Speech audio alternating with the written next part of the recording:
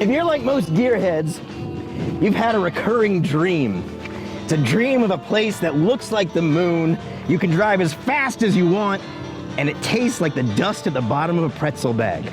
All three of those things are possible right here at the Bonneville Salt Flats. I'm here for Bonneville Speed Week, and I'm going to be driving some of the absolute slowest cars here as fast as I possibly can. Welcome to Jason Drives.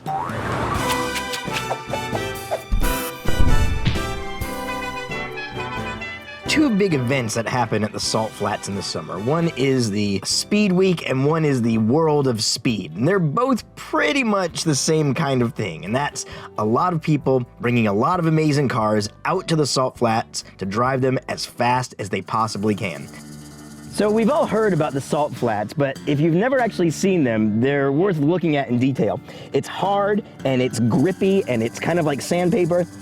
It's actually salt, it tastes salty, it's not sugar or cocaine. And this year they say is the best that the salt has ever been in decades. There's not many lumps or dips or bumps, it's smooth, grippy, fast, and they expect a lot of records to happen this year. I was out in the Salt Flats at the invitation of Volkswagen, who had brought out a couple of old interesting cars like this old dune buggy. It was all very cool, but out here in the Salt Flats, among all of the interesting cars, all the incredibly fast cars, the thing I was most interested in was a group of people who drive the absolute slowest cars out here. Cars that originally only had 36 horsepower.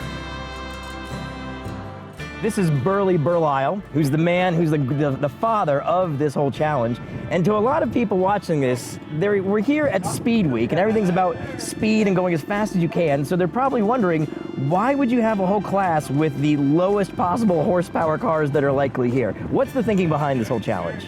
The thinking was that 50 years ago plus, the 36 horse Volkswagens were the only engines available, and so that's what raced here. Yeah. And 50 years later, we decided that we would try to take today's technology, the things we've learned, the skills we've learned, and see if we could make those same engines go faster than we did a half century ago. The one thing all these have in common is they all have to start with an old 36 horsepower block, correct? Yes, and heads. And heads. You can't put modern heads on it. You can put period replicas of high-performance heads from 1960 on it. Right. But you can't put something that was technically designed today. Yeah. This is all fascinating, Burley. It's a great category. It's a great, we're just watching these cars and all the different methods that people are using to extract every little bit of speed out of these things. It's fun. It's fascinating, especially when you think, of course you can take any modern car and beat all these things, but that's no fun at all. Exactly. This is where it all gets great and fun.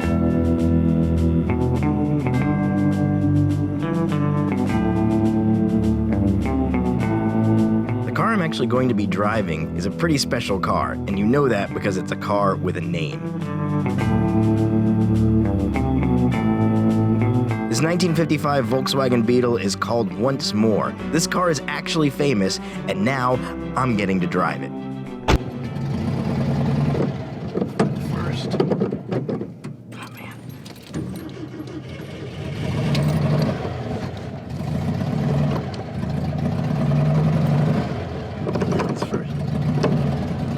There we go.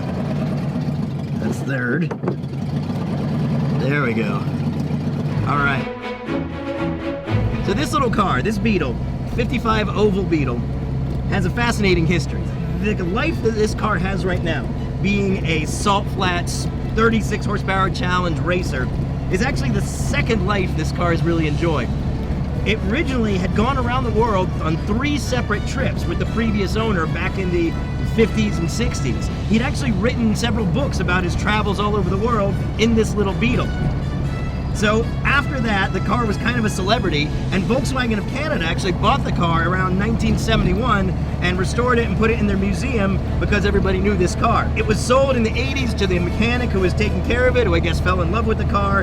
And then in 2010, it was bought by its current owner, Manu, who bought it from the wife of the original mechanic and turned it into what it is today, a Salt Flat racer car. It's an incredibly charming little car. It's got a ton of great history and a great story, and it's just a blast to drive. Because it's part of the 36 horsepower challenge, it's got an original 36 horsepower block engine, but we're making a little more than 36 horsepower now.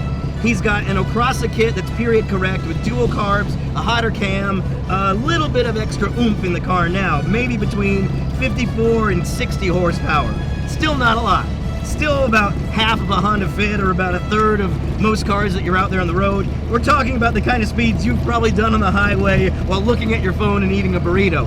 On paper, it's not going to be that fast. However, in this car, here in the Salt Flats, it's going to feel really, really fast.